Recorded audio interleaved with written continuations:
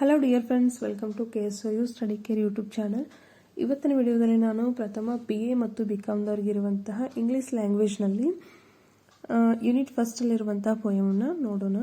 So ಇದು ನಿಮ್ಮ ಎಕ್ಸಾಮಲ್ಲಿ ಪಾರ್ಟ್ ಎ ಅಲ್ಲಿ 5 ಮಾರ್ಕ್ಸ್ಗೆ ಫಿಕ್ಸ್ ಕ್ವಶನ್ ಬಂದೇ ಬರುತ್ತೆ. ಸೊ ಪಾರ್ಟ್ ಬಿ ಅಲ್ಲಿ ಕೂಡ ಒಮ್ಮೊಮ್ಮೆ 10 ಮಾರ್ಕ್ಸ್ಗೆ ಕೇಳುವಂಥ ಚಾನ್ಸಸ್ ಇರೋದ್ರಿಂದ ಸೊ ನಾವೀಗ ವಿಲಿಯಂ ಶೇಕ್ಸ್ಪಿಯರ್ ಅವರು ಬರೆದಿರುವಂತಹ not marble nor the gilded monuments ಅನ್ನುವಂಥ ಪೋಯಮನ್ನು ನೋಡೋಣ.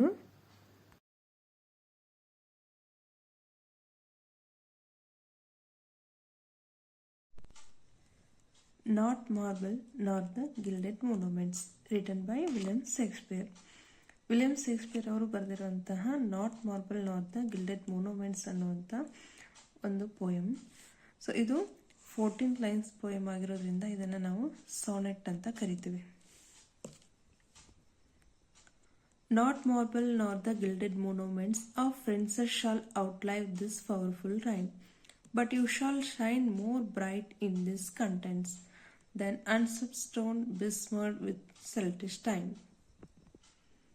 ಅಂದರೆ not marble nor the gilded monuments of princes shall outlive this powerful rhyme ಅಂತ ಅಂದರೆ ಇಲ್ಲಿ ಶೇಕ್ಸ್ಪಿಯರ್ ಅವರು ತನ್ನ ಫ್ರೆಂಡಿನ ಬಗ್ಗೆ ಬರೆದಿರುವಂತಹ ಇದೊಂದು ಸಾಹಿತ್ಯ. ಸೊ ಅಂದರೆ ಹಿಂದಿನ ಕಾಲದ ರಾಜರುಗಳು ಕಟ್ಟಿರುವಂತಹ ಸ್ಮಾರಕಗಳಾಗಿರ್ಬೋದು, ಅವರ ನೆನಪಿಗಾಗಿ ಆಡಳಿತ ಮಾಡಿದಂತಹ, ಯುದ್ಧಗಳನ್ನು ಮಾಡಿದಂತಹ, ಹೋರಾಡಿದಂತಹ ಎಷ್ಟೋ ಮಹಾನ್ ವ್ಯಕ್ತಿಗಳಾಗಿರ್ಬೋದು, ಅವರ ನೆನಪಿಗೋಸ್ಕರ ಅಂದರೆ ಅವರ ಶಕ್ತಿಯನ್ನು ತೋರಿಸ್ಕೊಳ್ಳೋದಕ್ಕೋಸ್ಕರ ಒಂದಿಷ್ಟು ಮೊನೊಮೆಂಟ್ಸ್ಗಳನ್ನ ಅಂದರೆ ಸ್ಮಾರಕಗಳನ್ನು ನಾವು ಕಟ್ಟಿರೋದನ್ನು ನೋಡಬಹುದು. ಅದಕ್ಕಿಂತನೂ ಸ್ಟ್ರಾಂಗ್ ಆಗಿರುವಂಥದ್ದು ಈ ಕವಿತೆ ಅನ್ನುವಂಥದ್ದನ್ನು ಇಲ್ಲಿ ಶೇಕ್ಸ್ಪಿಯರ್ ಅವರು ವ್ಯಕ್ತಪಡಿಸ್ತಾ ಇದ್ದಾರೆ. But you shall shine more bright in this content. ಆ ಸ್ಮಾರಕಗಳಿಗಿಂತನೂ ಕೂಡ ನಾನು ಬರೆದಿರುವಂತಹ ಈ ಸಾಹಿತ್ಯ, ನಿನಗೋಸ್ಕರ ನಾನು ಬರೆದಿರುವಂತಹ ಈ ಸಾಹಿತ್ಯ ತುಂಬಾ ಶೈನ್ ಆಗಿರುವಂಥದ್ದು ಅನ್ನೋದನ್ನು ಇಲ್ಲಿ ಶೇಕ್ಸ್ಪಿಯರ್ ಅವರು ಹೇಳ್ತಾ ಇದ್ದಾರೆ. ದೆನ್ ಅನ್ಸ್ವೆಪ್ಟ್ ಸ್ಟೋನ್ ಬಿಸ್ಮರ್ಡ್ ವಿತ್ ಶೆಲ್ಟಿಸ್ ಟೈಮ್ ಅಂದರೆ ಅವು ಹಿಂದಿನ ಕಾಲದಲ್ಲಿ ಕಟ್ಟಿರುವಂಥ ರಾಜರುಗಳಾಗಲಿ ಅವರು ಕಟ್ಟಿರುವಂಥ ಸ್ಮಾರಕಗಳು ಒಂದಲ್ಲ ಒಂದು ಟೈಮ್ನಲ್ಲಿ ಅಂತ ಅಂದರೆ ಟೈಮ್ ಬಂದಾಗ ಅವು ಒಂದಲ್ಲ ಒಂದು ಕಾರಣದಿಂದಾಗಿ ಅಥವಾ ಜೋರಾಗಿ ಮಳೆ ಬಂದಿರಬಹುದು, ಅಥವಾ ಗಾಳಿಯಿಂದ ಆಗಿರ್ಬೋದು, ಅಥವಾ ಯುದ್ಧದಿಂದ ಆಗಿರ್ಬೋದು, ಏನೋ ಒಂದು ಕಾರಣದಿಂದಾಗಿ ಅವು ನಾಶವಾಗಿ ಹೋಗ್ಬೋದು. ಆದರೆ ಈ ನಾನು ಬರೆದಿರುವಂತಹ ಸಾಹಿತ್ಯ ಎಂದಿಗೂ ನಾಶ ಆಗದೆ ಇರುವಂಥದ್ದು ಅನ್ನೋದನ್ನು ಇಲ್ಲಿ ನಾವು ನೋಡ್ಬೋದು. Next, when wasteful war shall statues overturn and broils root out of the work of masonry, nor moss his sword, nor war's quick fire shall burn the living record of your memory. So ನಾವಿಲ್ಲಿ ನೋಡ್ಬೋದು, when wasteful war shall statues overturn and broils root out the work of masonry. ಅಂದರೆ ಯುದ್ಧಗಳಾದಾಗ ನಾವು ಅಲ್ಲಿ ಅದು ಪೂರ್ತಿಯಾಗಿ ನಾವು ನಾಶವಾಗೋದನ್ನು ನೋಡ್ಬೋದು. ಅಂದರೆ ಅಲ್ಲಿ ಒಂದು ಸ್ಮಾರಕ ಇತ್ತು ಅನ್ನೋದು ನಮಗೆ ಗೊತ್ತಾಗದೇ ಇರೋ ರೀತಿ ಅದು ನಾಶವಾಗಿ ಹೋಗಬಹುದು. Nor Mars his sword nor war's quick fire shall burn the living record of your memory. ಅಂತಂದರೆ ರಾಜರುಗಳ ಕೈಯಲ್ಲಿರುವಂತಹ ಖಡ್ಗಗಳಿಂದ ಕೂಡ ನಿನ್ನ ಸಾಹಿತ್ಯನ ಏನು ಮಾಡೋಕ್ಕೆ ಆಗೋದೇ ಇಲ್ಲ ಅಂತ ಅನ್ನೋದನ್ನು ನಾವಿಲ್ಲಿ ನೋಡ್ಬೋದು. ಯುದ್ಧದ ಟೈಮಲ್ಲಿ ಸ್ಮಾರಕಗಳು ಅಲ್ಲಿ ಇವೆ ಅನ್ನೋದು ಗೊತ್ತಾಗದೇ ಇರೋ ರೀತಿ ನಾಶವಾಗ್ಬೋದು. ಆದರೂ ಕೂಡ ನಾನು ಬರೆದಿರುವಂಥ ಸಾಹಿತ್ಯ ಅವರ ಕೈಯಲ್ಲಿರುವ ಖಡ್ಗದಿಂದ ನಾಶ ಆಗೋದಿಲ್ಲ ಅನ್ನೋದನ್ನು ನಾವಿಲ್ಲಿ ನೋಡ್ಬೋದು. Last, Against death and all oblivious enmity shall you pace forth, your fright shall still find room, even in the eyes of all posterity, that wear this word out of the ending doom. ಅಂದರೆ against death and all oblivious enmity shall you face forth, your fright shall still find room. ಸಾವಿನ ಹೊರತಾಗಿಯೂ ಕೂಡ ಅಂತಂದರೆ ನಿನ್ನನ್ನು ದ್ವೇಷಿಸೋರು ಇರಬಹುದು, ನಿನ್ನನ್ನು ಅಸೂಹೆ ಪಡೋರು ಇರ್ಬೋದು, ಅವರು ನಿನ್ನ ಸಾಹಿತ್ಯನ ಏನೂ ಮಾಡೋದಕ್ಕೆ ಆಗೋದಿಲ್ಲ.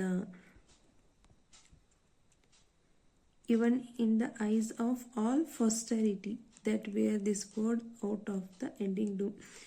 ಈ ಜಗತ್ತು ಅಂತಂದರೆ ಈ ಜಗತ್ತು ಎಲ್ಲಿಯವರೆಗೂ ಅಸ್ತಿತ್ವದಲ್ಲಿ ಇರುತ್ತೆ, ಅಂದರೆ ಈ ಜಗತ್ತು ಎಲ್ಲಿಯವರೆಗೂ ಇರುತ್ತೆ ಅಲ್ಲಿಯವರೆಗೂ ಕೂಡ ನಿನ್ನ ಕವನ, ಅಂದರೆ ನೀನು ಮಾಡಿದಿರುವಂಥ ಒಳ್ಳೆಯ ಕೆಲಸಗಳು ಅವು ನಾಶ ಆಗೋದೇ ಇಲ್ಲ ಅಂತ ಅನ್ನೋದನ್ನು ಇಲ್ಲಿ ನಾವು ನೋಡ್ಬೋದು.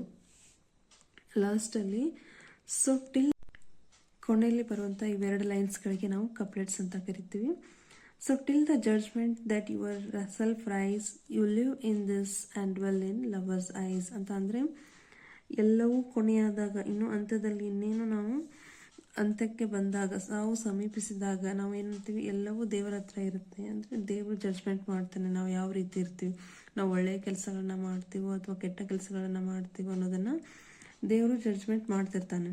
ಸೊ ನಾವು ಯು ಲಿವ್ ಇನ್ ದಿಸ್ ಅಂದರೆ ನಾವು ಒಳ್ಳೆಯ ಕೆಲಸಗಳನ್ನು ಏನಾದರೂ ಮಾಡಿದರೆ ದೇವರು ಈ ಜಗತ್ತಲ್ಲಿ ನಮ್ಮನ್ನು ನೆನಪಿಸ್ಕೊಳ್ಳುವಂಥ, ಅಂದರೆ ನಮ್ಮನ್ನು ಒಳ್ಳೆಯ ಕೆಲಸಗಳನ್ನು ಮಾಡಿದಾಗ ಜಗತ್ತಲ್ಲಿ ನಮ್ಮನ್ನು ನೆನಪಿಸ್ಕೊಳ್ತಾರ ನಾವು ಇರ್ತೀವಿ.